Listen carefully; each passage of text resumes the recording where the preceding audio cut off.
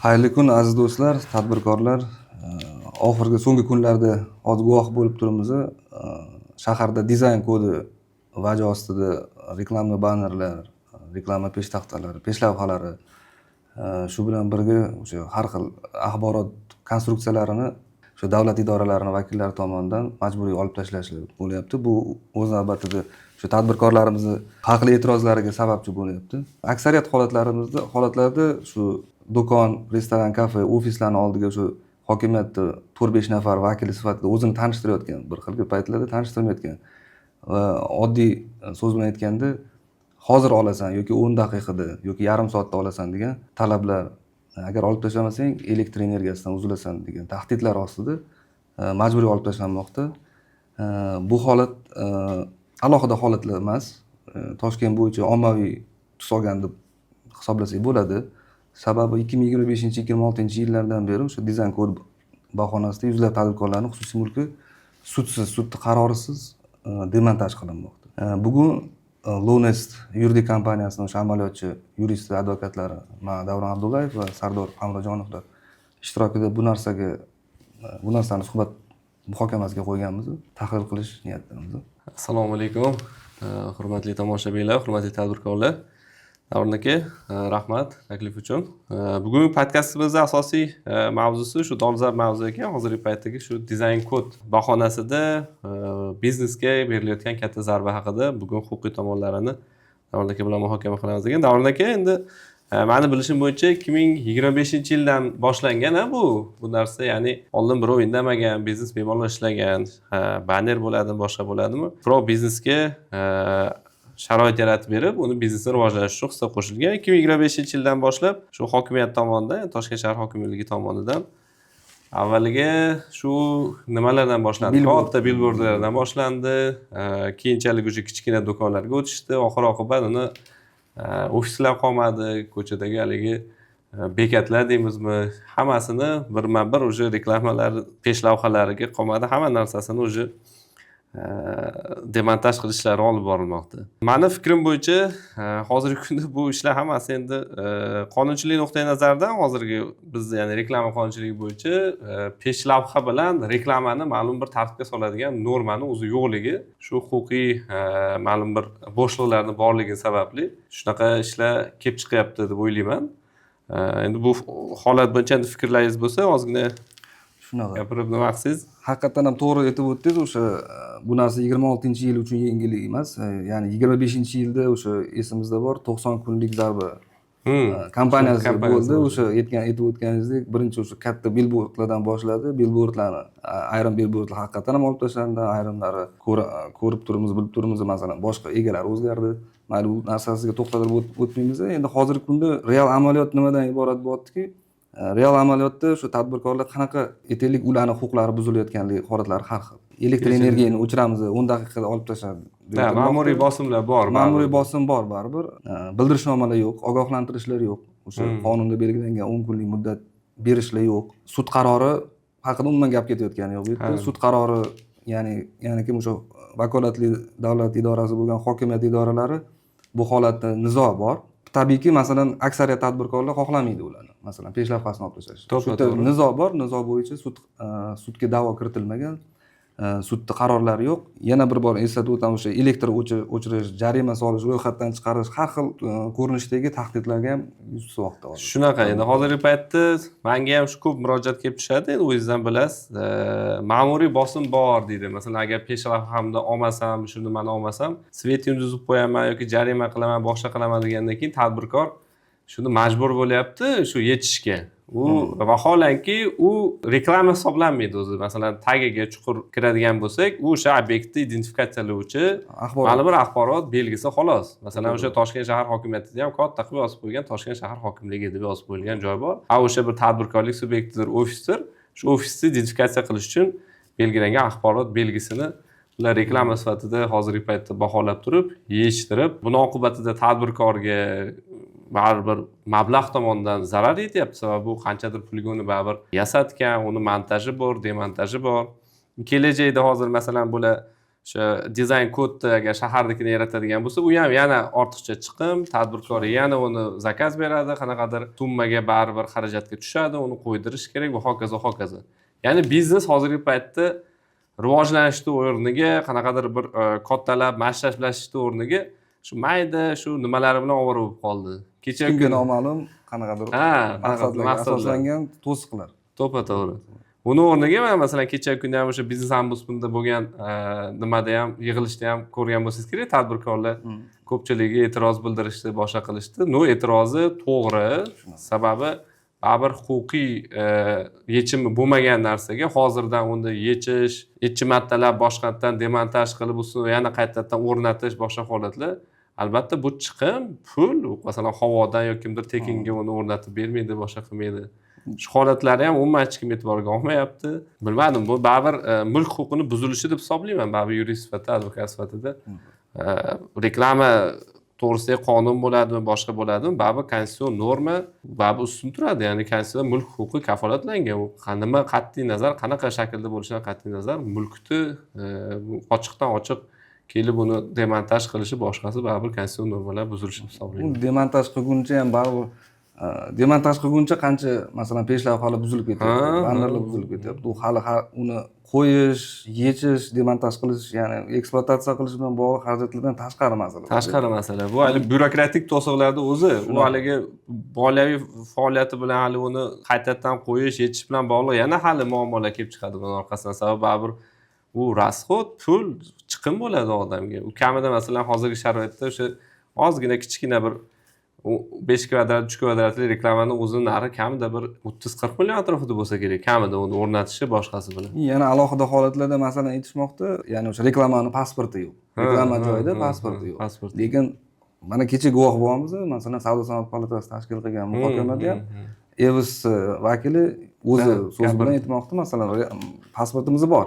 Masalan kvartalni 80 million pul to'lab kelamiz. Lekin shunga qaramasdan biznikini ham mana yechtirishdi. Yeshtirish bilan bog'liq xarajatlarimiz o'zi 20 millionga aylandi. Reklama pasporti bo'la turib, yana hozir mana xuddi shunday natija. To'g'ri, bitta baribir nizo bo'lgandan keyin bu qanaqa bo'lishidan qat'iy nazar sud organlari tomonidan baribir bunga masala yechilishi kerak. Agar Savdo-sanoat palatasida bo'lib o'tgan ochiq muloqotda EVS restoranlar tarmog'i vakili 80 dan ziyod savdo tarmoqlari borligi, ularning 65 tasiga reklama pasportlari olingani va 80 million so'm yig'im to'langanini ma'lum qildi. У меня такой вопрос. Откуда берутся эти расценки и за что мы платим? Мы платим за воздух. По действующим паспортам. По действующим паспортам, которые у нас уже есть, нас заставляют демонтировать, потому что оно не подходит концепции города, концепции дизайн-кода. То есть каждый вот этот демонтаж обходится бизнесу в 20 миллионов. Нам никто это не компенсирует, и оснований для демонтажа тоже никаких не дают, не предъявляют. Вот. Скажите, пожалуйста, вот в этом плане вы можете пересмотреть, за что мы платим? Мы платим арендодателю, мы платим за аренду не маленькие деньги. Мы крупный налогоплательщик, у нас работает более 3000 человек, то есть мы эти деньги бизнес найдет куда потратить. За какой вот реклама это, вывеска это? Я понимаю, что есть отличия, но за что мы платим? Qonunga nima deydi, omoqtalashtirmoqchi bo'lsa, buni konstitutsion sud baho berishi kerak. Ya'ni konstitutsion norma bo'yicha buni qanaqa huquqi buzilgan yoki buzilmaganligiga aniq bir nuqtani qo'yib beradigan bir organ bo'lishi kerak. Sababi bu agar shu turishda davom etaversa, hali boshqa narsalarga ham o'tadi-da. Masalan, bekatlarga qarang, bekatlarda ham xuddi shunaqa holat bo'ldi. Pasporti bor, kadastr bo'lsa ham kelishdi, buzishdi. Mana 5 ta anaqa tadbirkorlik subyekti endi hozirgacha bu holatga yuribdi. O'sha e'tiborimizni ham qaratgan jihati masalan Oliy Majlis deputati o'sha Bobur Bekmurodov bilan o'sha biznes ombudsman ham bu narsaga e'tibor berib, o'zlari masalan chiqib bu holatni ma'muriy bosim faqat bundan boshqa narsa emas bu degan ta'rif berganini o'zi ham bu juda katta. Решение Кенгаша народных депутатов города Ташкента мы знаем, что вступает в силу только через 3 месяца после официального опубликования. Но демонтаж вывесок предпринимателей начались задолго до принятия этого решения. Мы знаем, что закон не имеет обратной силы, поэтому вывески, которые установлены до принятия решения, если они оформлены в соответствии с законодательством, то они являются легитимными. Ommaviy axborot vositalarida bu narsa bor.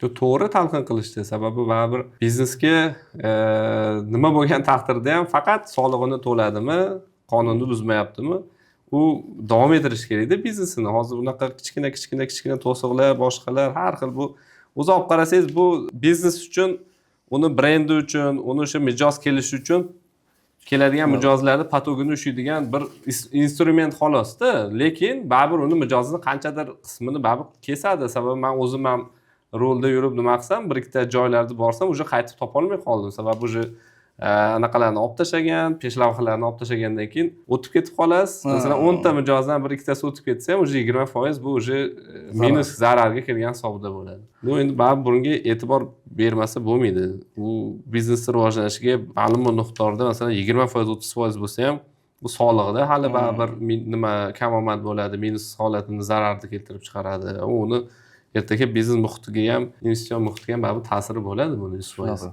Yana eng asosiy masala hozir tadbirkorlarning eng katta e'tirozlaridan bittasi, xo'p, o'rniga qanaqa bo'lishi kerak? Brend bormi, guide bormi deyapti. Masalan, chiqib aniq bir yechim beringlar, alternativa savol beryapti tadbirkor. Nima, xo'p, buni olib tashladim, u qanday bo'lishi kerak? O'lchami qanaqa bo'lishi kerak? Ko'rinishi qanaqa bo'lishi kerak degan savolga hali javob yo'q. U ham mavhum. U ham hech kim bilmaydi, uni ishlab chiqarayotgan bu narsa ishlab chiqarib joriy etilgunga qadar hozir bu savol tug'iladi. Shu banner, shu pustoy yoki olib tashlangan izlari bilan turish kerakmi? Shu ko'rkamlik beradimikan bizning shaharimizga? Shu, u hech qanaqa bir ko'rkamlik ham bermaydi. U teskari nima beradi, effekt beradi, savdoni tushishiga olib keladi, tadbirkorlarda ham baribir haqli e'tiroziga sabab bo'ladi. Keyin yana bitta narsani biz inobatga olishimiz kerak. Savol tug'iladi, masalan, hokimiyat idoralari o'zini hozirgi kundagi o'sha reklama va axborot konstruksiyalarini olib tashlash bilan bog'liq harakatlarini qanday normativ huquq aktlarga asosan amalga oshiryapti. Albatta ular masalan ular ham amaldagi qonunchilikni ayrim normativ huquq aktlarini o'zlariga harakatlariga asos qilib olgan albatta. Ha, shunaqa. Endi bu narsalar masalan hokimiyat nimaga asoslanmoqda hozir deb aytadigan bo'lsak, o'sha amaldagi qonunchilik bo'yicha reklama to'g'risidagi qonun bor. 22-yildagi 25-moddasida aniq ko'rsatilgan haqiqatan ham o'sha tashqi reklama va axborot obyektlari konstruksiyalariga o'sha reklama pasportiga ega bo'lmagan bino inshootlardagi o'sha uchastkalardagi reklamalarni 10 ish kunida ixtiyoriy olib tashlash to'g'risidagi o'sha bildirishnoma beriladi, ogohlantiruv beriladi. Agar ixtiyoriy olib tashlanmasa, hokimiyat shu vakolatli organ, ya'ni bu bizning holatimizda bu hokimiyat, mahalliy hokimiyat idoralari, respublikadagi viloyatlardagi Toshkent shahar hokimiyati idoralari ixtiyoriy olib tashlanmagan 10 kun ichida ogohlantirishga qaramasdan ixtiyoriy olib tashlanmagan reklama bannerlarni majburiy tartibda o'z kuchlari bilan olib tashlash vakolati berilgan. Reklama to'g'risidagi qonun 25-moddasida. Bundan tashqari shu O'zbekiston Respublikasi Vazirlar Mahkamasining 23-yildagi 428-sonli qarori bor. Uning 8-ilovasida shu tashqi reklama axborot konstruksiyalarini saqlash bilan bog'liq nizom belgilangan. Shu nizomda aytilishi bo'yicha o'sha reklama joyini pasporti mavjud bo'lmagan bino inshootlar uchastkalarida vakolatli davlat organlari o'zlarining qarori bilan olib tashlash vakolati berib qo'yilgan. Shunaqa. Lekin o'sha Sardor aytganingizdek, o'sha bu normalarni boshqa normativ huquqiy aktlar bilan zid emasmi shu holat bo'yicha sizni fikringiz qanaqa bo'ladi? Albatta, ko'pchilik hozirgi paytda shu demontaj ishlariga siz aytgan normalar asos qilinyapti. Masalan, tadbirkorga talabnoma berib ketirilyapti. Agar u ixtiyoriy o'zi demontaj qilmasa, mahalliy davlat hokimiyati organlari o'zi olib borib insonlar ishlatib shu demontaj ishlarini amalga oshirishmoqchi. Lekin ikkala qonun ham, masalan, reklama to'g'risidagi qonun yoki Vazirlar Mahkamasining shu 428-sonli qarori boshqalar ham to'g'ridan-to'g'ri mulk huquqini buzilishiga olib kelyapti. Sababi tadbirkorni har bitta kim bo'lishidan qat'iy nazar, jismoniy shaxs bilan yuridik shaxs bo'ladimi, mulk huquqi konstitutsion kafolatlangan bo'ladi. Bu ikkala holatda ham qanaqa yechim qilish kerak? Hokimiyat organlari shu yangi dizayn kod tasdiqlagungacha bo'lgan vaqtda biznesga umuman tegmasligi kerak. Ular faoliyatini davom ettirish kerak. Sababi hali u ixtiro qilinmagan narsaga, ya'ni hali ishlab chiqilmagan Joriy narsaga, qilinmagan. joriy qilinmagan narsaga hozirdan uni hamma joyda nima qilib, bu nima deydi, chang to'zon, qanchadan qancha xarajat, qanchadan qancha asabbuzarliklar olib keladigan narsani to'xtatib, qachon qabul qilinsa, kamida 3 oylik muddat berish kerak. Ya'ni shu tizimga, shu yangi dizayn kodga tadbirkorlarni moslash uchun. Shundagina hech qanaqa bir e'tiroz bo'lmaydi. Ular ham masalan hech qachon bir chiqarilgan qonunga, boshqaga masalan itoatkor bo'ladi, tadbirkor shu 3 oylik muddat ichida vaziyatdan kelib chiqib o'sha dizayn kodda o'sha peshlavhasi bo'lsin, reklamasi bo'lsin, boshqa bir axborot belgilari bo'lsin, shuni o'zi qonunga moslashtirib oladi. Hozirgi paytdagi bu narsalar bu to'g'ridan to'g'ri men fikrim shu mulk huquqini buzilishi hisoblanadi. Bu bundan boshqa emas. Sababi konstitutsiyada ham bu to'g'ridan to'g'ri xususiy mulk daxlsiz deb yozilgan. Bu daxlsizlik baribir ta'minlanishi kerak. Agar ta'minlanganda ham bo'lmasa jamoaviy tartibda shu konstitutsion sudga ariza bilan murojaat qilish kerak. Shu konstitutsion sud oxirgi o'sha bitta qo'shimcha qilib ketaman, Sardor, o'sha mana bu haqiqatan siz aytib o'tganingizdek, o'sha reklama to'g'risidagi qonun bilan o'sha Vazirlar Mahkamasi 428-sonli qaroriga o'sha O'zbekiston Respublikasini Konstitutsiyasini 65-moddasida aniq ko'rsatib o'tilgan. Mulk shaklidan qat'iy nazar har bir mulk daxlsizdir. U himoyalanadi, davlat tomonidan kafolatlanishi belgilangan. Mulkdor o'z mol-mulkidan faqatgina sudning qaroriga asoslangan holda mahrum etilishi mumkinligi belgilab o'tilgan. Masalan, kodeks Konstitutsiyaning 65-moddasida. Ya'ni bu konstitutsion norma, ya'ni o'sha bilamizki, normativ huquq aktlari to'g'risidagi qonunni o'sha da ham belgilab o'tilgan, ya'ni qonunlarning hierarxiyasi bor. Ya'ni konstitutsiya bu oliy yuridik kuchga ega bo'lgan, maqomga ega bo'lgan, kuchi hammasidan baland. Shu bilan birga masalan milliy standartlarga agar murojaat qiladigan bo'lsak, tadbirkorlik sohasidagi o'sha tadbirkorlik faoliyati erkinligining kafolatlari to'g'risidagi qonun ham bor. Bu yerda ham aniq va ravshan yozib qo'ygan. Tadbirkorlarning o'sha mulk huquqi va boshqa ashkoriy huquqlari davlat tomonidan kafolatlanishi belgilangan. Undan tashqari yana hozir mana suhbatimiz davomida bir necha bor jarangladi bu narsa. O'sha biznes ombudsman instituti joriy qilingan prezident huzurida. U o'z navbatida o'sha tadbirkorlarning har qanday huquq va qonuniy manfaatlarini himoya qilish vakolati unga berib qo'yilgan. To'g'ridan to'g'ri birinchi o'rinda baribir biznes ombudsman himoya qilish kerak bu nimalarni. Keyin o'sha boya aytganingizdek, o'sha haqiqatan ham bizga ma'lum shu mart oyida qabul qilindi o'zi dizayn kod, lekin uni kuchga kirishi 17-mayda. Shunaqa. 17-may belgilangan dizayn kodning talablaridan kelib chiqqan holda hozirgi kunda tadbirkorlik subyektlarini o'sha banner va axborot konstruksiyalarini olib tashlashi xuddiki qonun orqaga qaytish kuchiga ega. Shuna og'irlashtiruvchi holat. Yana og'irlashtiruvchi holatda aytganingiz. Tadbirkorni o'sha huquq va manfaatlariga to'g'ridan to'g'ri putur yetkazyapti-da bu. Endi o'sha aytadigan bo'lsak, har qanday o'sha banner ham, oddiy banner ham, reklama ham, axborot tipiga ega bo'lgan o'sha konstruksiya ham bu biznesmenni aktivi, biznes aktivi. Biznes aktivi mulki. Unga masalan pul tikadi, pulni orqasidan paydo bo'lganda u masalan tekinga kelmagan. Shuning bilan o'sha tabiiyki o'sha aytib o'tganimizdek konstitutsiyaga tadbirkorlarning huquqlarini himoya qilish bilan bog'liq bo'lgan qonun va qonun osti aktlarga asosan bu himoya qilinishi kerak davlat tomonidan. Umumlashtiradigan bo'lsak, shu reklama to'g'risidagi qonun bilan Vazirlar Mahkamasining 428-sonli qarori to'g'ridan to'g'ri konstitutsiyamizning 65-moddasiga zid bo'lib qolyapti. Shunaqa. To'g'ridan to'g'ri o'sha mulk huquqini buzilishiga olib kelyapti.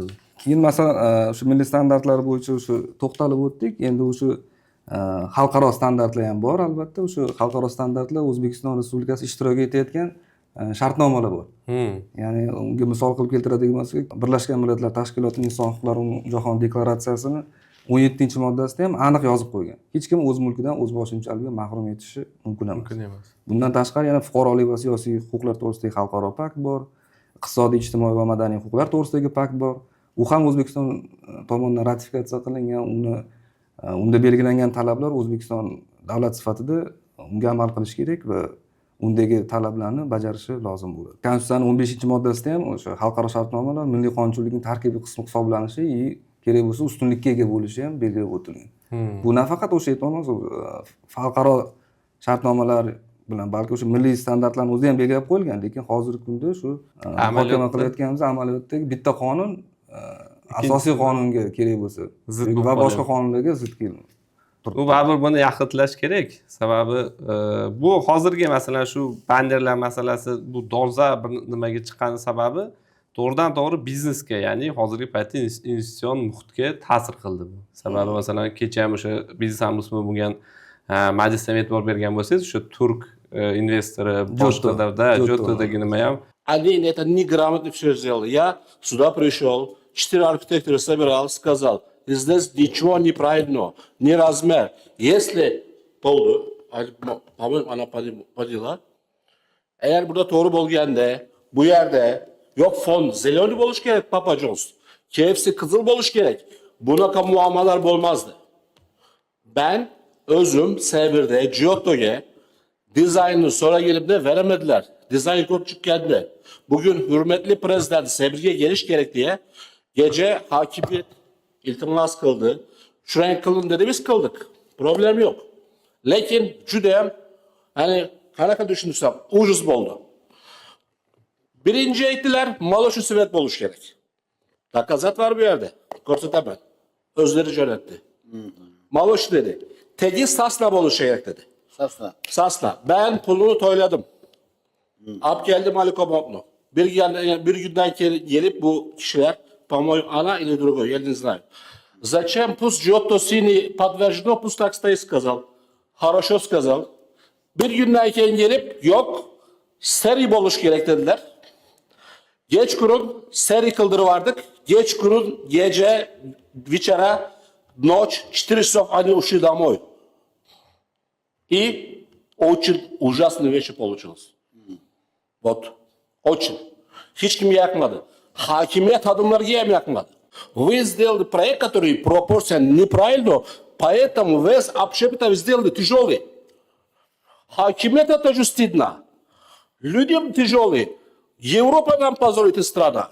И весь Европа позорит страна. Вы сюда приехали, я думаю, Северная Корея.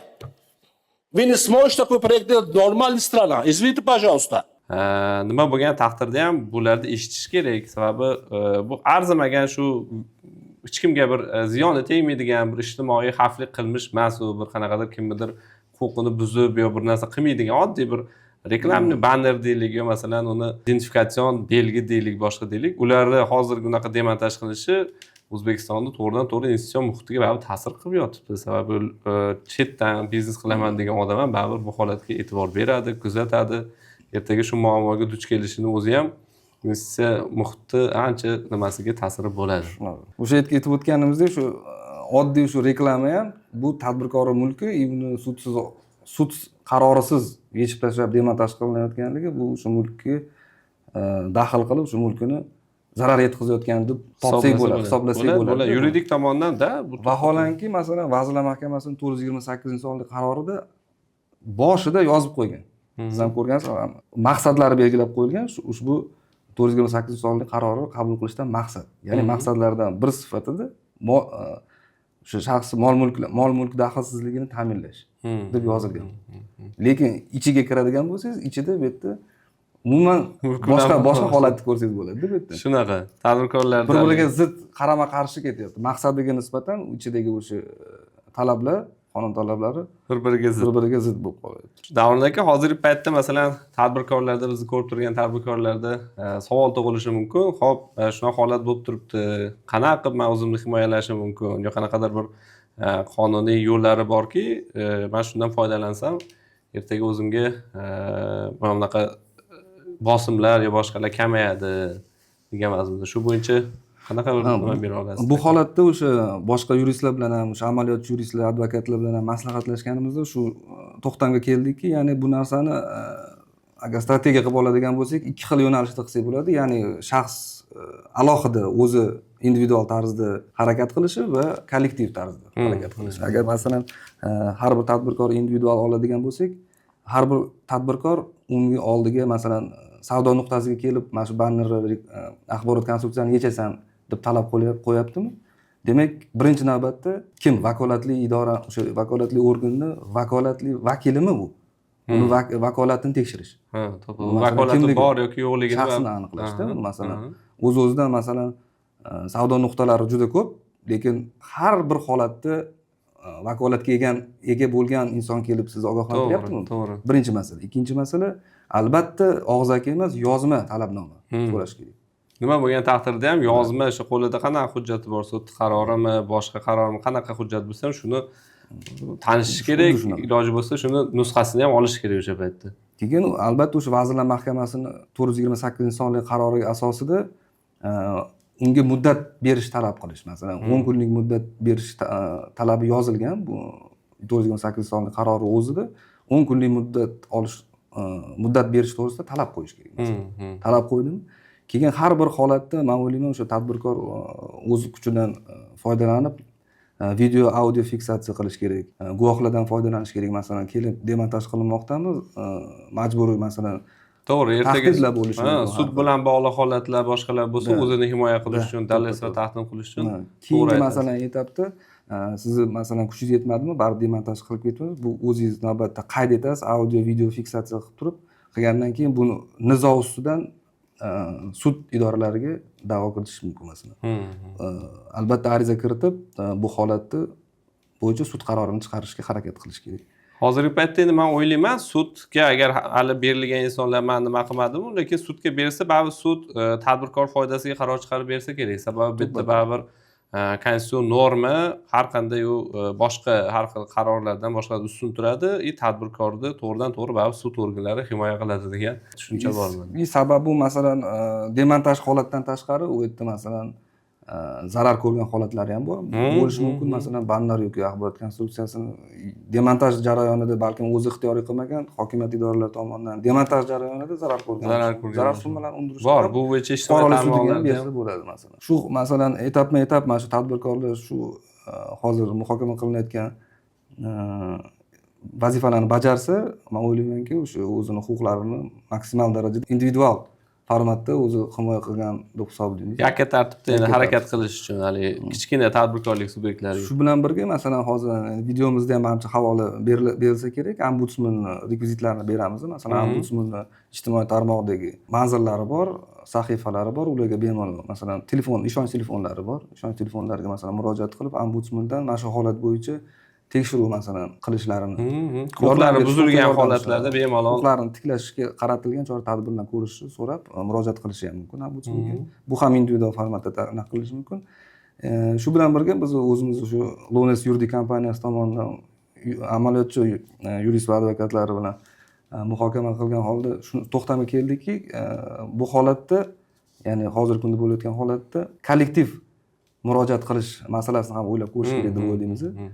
Bu holatda ya'ni o'sha ma'lumki o'sha konstitutsiyaviy sud hozir muhokama qilganimizdek Vazirlar Mahkamasining 428-sonli qarori ham, reklama to'g'risidagi qonunning 25-moddasi ham konstitutsiyaga zid. Ya'ni buni konstitutsiyaga qanchalik to'g'ri emasligini tekshirish masalasida konstitutsiyaviy sudga murojaat qilish huquqiga ega hamma. Lekin individual murojaat qilaman desangiz, albatta o'sha amaldagi qonunchilik bo'yicha barcha sud instansiyalarini o'tish kerak. O'tib, tugatib, unga qancha vaqt ketadi? Kamida shu vaqt davomida qancha zarar ko'radi tadbirkor masalan. Shu nuqtai nazardan biz o'ylaymizki, o'sha ombudsmanning vakolatlaridan masalan foydalanib, hozir masalan ombudsman to'g'ri, u ham o'z navbatida bir nechta takliflar berdi, masalan to'xtatib qo'yish, biroz muddatga alternativ chora-tadbirlarni ko'rib, lekin hozir masalan agar kollektiv bir nechta masalan u mas'uliyat cheklangan jamiyat bo'ladimi yoki yakka tadbirkor bo'ladimi, undan qat'iy nazar barcha tadbirkorlar masalan birlashib ombudsmanga kollektiv murojaat qilinsa, ombudsman o'zini o'sha konstitutsiyaviy vakolatdan kelib chiqib, konstitutsiyaviy sudga murojaat qilish huquqiga ega. To'g'ridan to'g'ri. Qonun bo'yicha shunaqa ya'ni masalan biz hozir o'sha o'zimizni yuristlarimiz o'sha muhokama qilganimizda shu narsaga to'xtaldik. Ya'ni o'sha kollektiv murojaat tayyorlaganmiz o'sha kompaniyamiz tomonidan. Bu kollektiv murojaatni Google formatda, ya'ni o'sha Google Forms degan platforma bor. U platformaga joylashtiramiz. U platformadan istalgan tadbirkor subyekti o'z ma'lumotlarini, o'ziga shaxsiga oid, o'zini o'sha biznesiga oid ma'lumotlarini taqdim qilish, o'zida bo'lgan mana shu banner bilan bog'liq holatlarni yoritish orqali o'sha ma'lumotlarni biz yig'ib kollektiv murojaatga ilova qilgan holda o'sha ombudsmanga bermoqchimiz. Zo'r yechim bo'ldi shu ham. Video ostida buni albatta manzilini qoldiramiz. Shu video oxiridagi manzil orqali bemalol kirib kollektiv murojaatni qoldirishlari mumkin tadbirkorlar. Davron aka, bugungi mavzu bo'yicha umumlashtirib biron bir fikrlar bo'lsa aytsangiz. Haqiqatdan ham o'sha bugun o'sha qiziq mavzu bo'ldi. Shu muhokamalarimiz bilan tahlil qila oldik deb hisoblaymiz.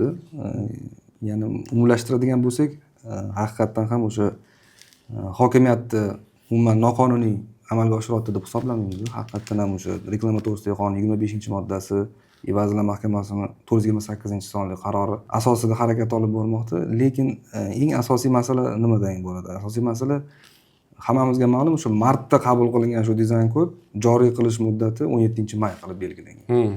Lekin biz hali shu 17-mayga yetib kelganimiz yo'q. Nega biz 17-may joriy qilinish kerak bo'lgan amaliyotni hozirdanoq o'sha tadbirkorlarni yuki evaziga amalga oshirishimiz kerak. Menimcha bu holatda birinchi navbatda birinchi muddat bu 17-maygacha biz kutib turishimiz kerak. Ikkinchi masala bu va eng asosiy masalalardan bittasi bu shu sanab o'tilgan normativ aktlar, reklama to'g'risidagi qonun bo'ladimi, 428-sonli Vazirlar Mahkamasining qarorimi konstitutsiyaga zid bo'lishi mumkin emas. Aniq belgilangandan keyin bu narsalarga boshqa nazar bilan ko'rib chiqish kerak deb o'ylaymiz. Albatta, masalan, hokimiyat ham o'z navbatida shaharni ko'rkiga ko'rk qo'shib, umumiy bitta holatga keltirib, nima deydi? Shahar chiroyini ta'minlash maqsadida akkuratli qilib qo'ymoqchi-da baribir. Shunaqa. Maqsad yaxshi, lekin albatta bizni qonun doirasida ishlashimiz kerak, qonun ustuvor bo'lishi kerak. Banner masalasi emas, bitta xususiy mulkka daxlsizligi masalasi yotibdi. Bitta xususiy mulkka tadbirkorlar har qanday holatda o'sha davlat tomonidan kafolatlanishi kerak, himoyalanishi kerak deb hisoblaymiz. Umumlashtiradigan bo'lsak, o'sha bizning yuridik kompaniyamiz o'z navbatida chetda turgani yo'q. Bu holatda chetda turmoqchi ham emas. Shu munosabat bilan o'sha ombudsmanga murojaatnoma yuqorida aytib o'tgan kollektiv murojaatnomani matnini tayyorlagan. Bu matnni biz Google forumiga joylashtirganmiz. Buni Google formani qayerdan topishni o'sha описаниеdan ko'rishingiz mumkin. Ularda qanday holat bo'lganligi to'g'risida ma'lumotlarni kiritsa, biz bu ma'lumotlarni jamlagan holatda o'sha kollektiv murojaatnoma orqali ombudsmanga murojaat qilib va ombudsman o'z navbatida umid qilib qolamiz, o'zini vakolati doirasidan kelib chiqib, Konstitutsiyaviy sudga bevosita murojaat qiladi va bu masalaga o'sha qonunchilik o'rtasidagi kolliziya deymiz, ziddiyatga barham beriladi va barham berilgunga bo'lgan muddatda o'sha banner bo'ladimi, axborot konstruksiyasi bo'ladimi, hammasini to'xtatib turish kerak deb hisoblayman. Albatta. Shu qisqa qilib aytganda, men ozgina qo'shimcha qilmoqchiman, umumlashtirgan tarzda. Ya'ni hozirgi paytda tadbirkorlarga qilinayotgan bu yuk to'g'ridan to'g'ri baribir tadbirkorlik muhitiga, investitsion muhitga ham juda katta ta'sir qiladi. Bu yeshtirish, bu mayda anaqa narsalarda tadbirkorlarni bir rivojlanishiga bir to'siq bo'ladigan darajadagi muammoga olib chiqishda o'zi ham bir mantiqsizlik deb hisoblayman. Va albatta, o'sha kompaniya tomonidan qilingan yo'nalish bo'yicha kiriladigan o'sha biznes ombudsman tomonidan Konstitutsion sudga kiritiladigan havolani video описаниесidan bemalol topib olishlari mumkin. Videoni yakunlaymiz. Davron aka, rahmat. Rahmat. Sizga rahmat katta. O'sha obunachilarimizdan ham so'rab qolamiz, shu bizni o'sha ijtimoiy tarmoqdagi sahifalarimizga obuna bo'lishlarini. Video ostida o'z fikringizni qoldiringlar, like bosinglar, do'stlar bilan tarqatinglar. Sababi YouTube algoritmi albatta shu asosda ishlaydi va ko'proq odamga shu videoni tarqalishiga sizlar ham sababchi bo'lasizlar. Sharhlarda albatta siz bilan o'sha banner va axborot konstruksiyalar bilan bog'liq qanaqa holatlar bo'lsa, u yerda ham o'zlaringiz yoritib bersangiz, biz qo'ldan kelgancha imkon qadar o'sha bu holatda sizga yordam berishga tayyormiz. Rahmat deb qolamiz. Sog' bo'ling, Davron aka. Rahmat, yaxshi suhbat bo'lishi ekan. Rahmat.